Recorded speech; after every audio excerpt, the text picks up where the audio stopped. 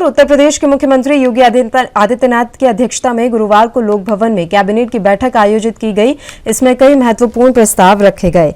दरअसल आपको जानकारी दे दें कि योगी सरकार 10 से 12 फरवरी तक प्रस्तावित ग्लोबल इन्वेस्टर्स समिट के माध्यम से 10 लाख करोड़ रुपए का निवेश लाने के लिए कई नीतियों में संशोधन कर निवेशकों को आकर्षित करना चाहती है। आपको बता दें कि योगी कैबिनेट में 30 प्रस्तावों पर कैबिनेट की मुहर लगी। सीएम योगी आदित्यनाथ की अध्यक्षता में कैबिनेट की मीटिंग समाप्त हुई। इस दौरान पर्यटन विभाग से जुड़े 2 प्रस्तावों को हरी झंडी दिखाई गई। इसके साथ ही कई अन्य प्रस्तावों पर भी मुहर लगाई गई।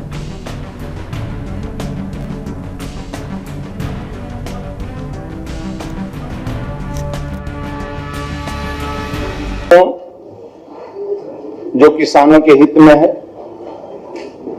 अपने जो लघु सीमांत किसान हैं, संकल्प पत्र 2022 में ये हम सब घोषणा किए थे कि लघु सीमांत किसानों को शीतल क्षमता के दृष्टि हम लोग उनको बढ़ाएंगे, उनकी क्षमता बढ़ाएंगे और किसान आत्मनिर्भर बनेगा। इसके लिए मुख्यमंत्री लघु सिंचाई योजना के अंतर्गत अपने संकल्प सरकार ने 5,000 करोड़ का प्रावधान किया है और 22-23 में 1,000 करोड़ रुपया मुख्यमंत्री लघु सिंचाई योजना के अंतर्गत बजट का प्रावधान किया है।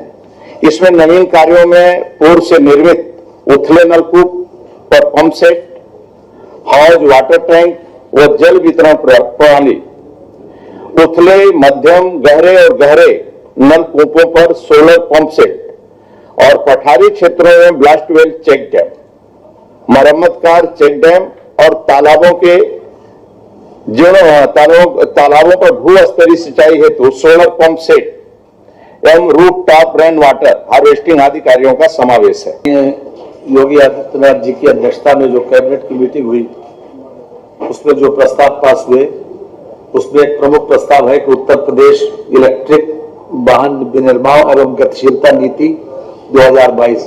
हम सब जानते हैं कि हम लोग एयर क्वालिटी इंडेक्स जब बढ़ता है उससे प्रभावित होते हैं, साथ साथ आत्मनिर्भर भारत बनाने की दिशा में हम लोग डीजल और पेट्रोल पर हमारा निर्भरता कम हो, इसलिए इलेक्ट्रिक वाहनों को प्रोत्साहन करने के लिए ये नीति विशेष रूप से आज लाई गई है।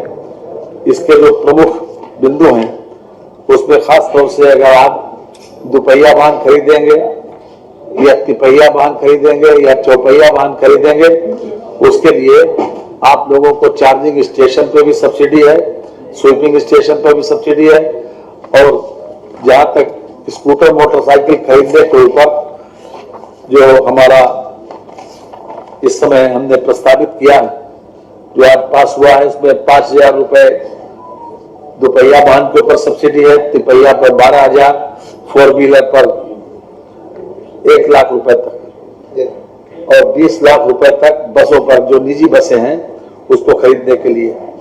तो ये अपने आप में एक बहुत ही आकर्षक मैं समझता हूं कि नीति आई है और इससे प्रदेश में प्रदूषण को कम करने, इलेक्ट्रिक वाहनों को प्रोत्साहन देने और खास तौर से डीजल और पेट्रोल के ऊपर जो हमारी निर्भरता है उसको कम करने में मदद मिलेगी और ये सबसे ज्यादा।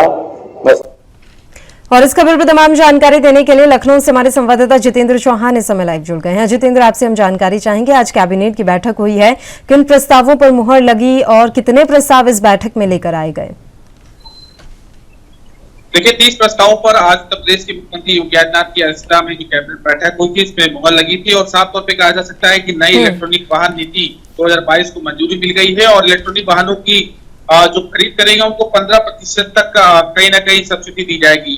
पहले 2 लाख जो 2 पहिया वाहन है उनको छूट मिलेगी और 2 लाख वाहनों को लगभग 5,000 रुपए की छूट दी जाएगी। साथ ही साथ 50,000 तक जो वाहन है, भारी वाहन है, उनको कहीं ना कहीं छूट दी जाएगी और 3 पहिया वाहन पे 12,000 रुपए की लगभग छूट देने का काम किया जाएगा। वही 25,000 रुपए 4 पहिया वाहनों को छूट देने का काम किया जाएगा। तो वही दुग्ध विकास जो प्रोत्साहन नीति है 2022 उसको मंजूरी दे दी गई है और प्रत्यक्ष और अप्रत्यक्ष लगभग 1 लाख रुपए का रोजगार उत्तर प्रदेश सरकार देने का काम करेगी। और वहीं दूसरी बात की जाए तो दुग्ध की क्षमता को बढ़ाकर लगभग मार्केट में 44% से बढ़कर 60% कर दी गई है। तो वहीं और भी प्रस्ताव है जिन पर बात की जाए, चाहे मथुरा हो, चाहे वो आने जो धार्मिक स्थल है वहां पर शनि परिक्रमा मार्ग बनाया जाएगा। वहीं बात की जाए तो मथुरा वृंदावन के विकास के लिए, पर्यटकों की सुविधा के लिए सुविधा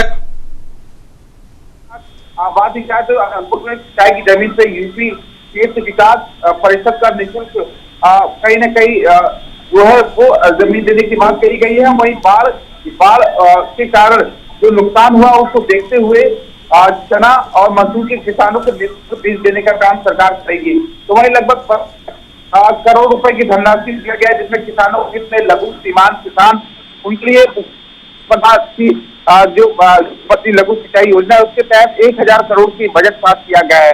तो वहीं बात की जाए तो किसानों के लिए भी उत्तर प्रदेश सरकार इसे कैबिनेट में लाई है। तो धान खरीद 2022 और 23 में लगभग 2010 रुपए प्रति कुंटल के हिसाब से 2060 प्रति कुंटल के हिसाब से दर तय किया गया है। तो वहीं बात की जाए तो हरदोई, सीतापुर, बरेली, मुरादाबाद, सहारनपुर, आगरा, इन सब जगह साफ तौर पे कहा जा सकता है कि सरकार ने इसके लिए धान खरीद के लिए कहा गया है। तो वहीं 1 अक्टूबर से 22 से 31 जनवरी 2023 तक धान क्रय किए जाएंगे। और वहीं बात की जाए तो जल शक्ति विभाग में भी सरकार ने अच्छा काम करने का काम किया है। किसानों के हित में लघु सीमांत किसान हैं, उनके मुख्यमंत्री लघु सिंचाई योजना के तहत लगभग 1000 करोड़ की रुपए की मंजूरी दी गई है। तो वहीं पशुपालन विभाग को उत्तर प्रदेश के मुख्यमंत्री योगी आदित्यनाथ की अध्यक्षता में प्रत्यक्ष और अप्रत्यक्ष रूप से 1 लाख रुपए के रोजगार यानी दुग्ध विकास में सरकार ने आज इस कैबिनेट में मंजूरी दी है। जितेंद्र, पर्यटन विभाग से जुड़े 2 प्रस्तावों को भी हरी झंडी दिखाई गई है, इसको लेकर कोई जानकारी है?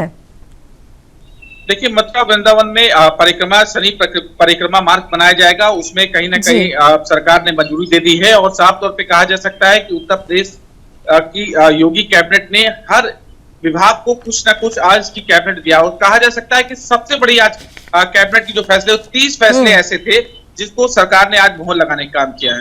और ये जो फैसले हैं, क्या इनका जिक्र चुनावों के समय में अपने एजेंडे में किया था भारतीय जनता पार्टी ने? क्या उसी के तहत ये इतने सारे प्रस्ताव लाए जा रहे हैं और पास कराए जा रहे हैं?